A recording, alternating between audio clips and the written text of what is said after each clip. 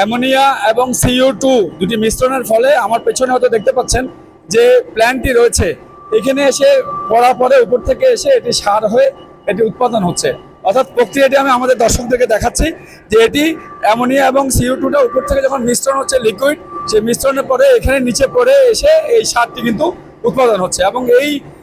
দানাগুলো গিয়ে একটি জায়গায় গিয়ে পড়ছে এবং সেখান থেকে বস্তা আকারে যে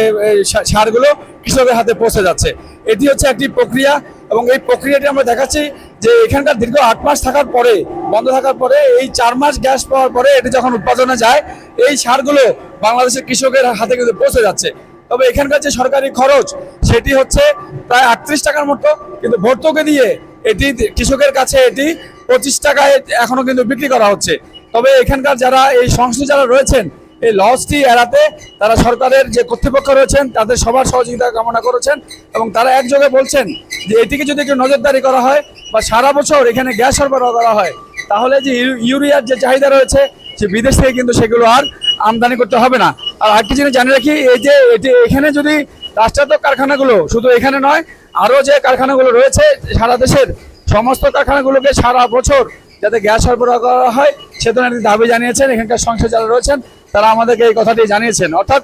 একনল হ্যান্ড ওয়াশ 100% প্যারাবেন ফ্রি, তাই নিরাপদ হাতের জন্য আস্থা রাখুন একনলে। এই যে ইউরিয়াগুলো যে উৎপাদন ক্ষমতা যাতে বৃদ্ধি পায়, অর্থাৎ সরকারের যে নজরদারি বা সরকারের যথাযথ কর্তৃপক্ষ রয়েছেন, শিল্প মন্ত্রণালয় যারাই রয়েছেন সংশ্লিষ্ট, তাদের সবার কাছে এখানকার যারা কর্তৃপক্ষ বা সংশ্লিষ্ট যারা রয়েছেন তারা একটা দাবি করেছেন যাতে এখানকার যারা রয়েছেন, অর্থাৎ এই সারগুলো যাতে কৃষকের হাতে যাতে পৌঁছাতে পারে এবং এই সারগুলো যাতে কৃষক সুলভে পায়। অর্থাৎ এই যে বিদেশ থেকে যে একটা ভর্তুকি দেওয়া হয় সেটি না দিয়ে সারা বছর যদি গ্যাস দেওয়া হয় তাহলে এই ইউরিয়াগুলো উৎপাদন হবে এবং যে পর্যাপ্ত যে চাহিদা, সেই চাহিদাটা কিন্তু এখানকার চাহিদা তৈরি করে, অর্থাৎ চাহিদার যেটি রয়েছে সেটির উৎপাদন তো হবেই, বিদেশেও রপ্তানি করতে পারবে। অর্থাৎ বিদেশ থেকে না এনে এইখানকার যে কারখানার যে যন্ত্রপাতিগুলো রয়েছে, যেমন এটির মেয়াদ রয়েছে মাত্র 20 বছর ছিল এটির উৎপাদন কালের মেয়াদ, সেটি এখন 36 বছর পার হয়ে গিয়েছে। অর্থাৎ এখানে যে পার্টসগুলো দুর্বল হয়েছে সেগুলো যদি বিদেশ থেকে আনা হয় এবং এটা সক্ষমতা যদি তৈরি করা হয় তাহলে আমাদের দেশের চাহিদা পূরণ করে বিদেশে রপ্তানি করা সম্ভব। এবং এখানকার যে লসগুলো হচ্ছে সেই লসগুলো যাতে সরকারের যে নীতি নির্ধারক রয়েছেন তারা বসে এটিকে যাতে লসগুলো আর না হয় সেভাবে যদি এখানকার যে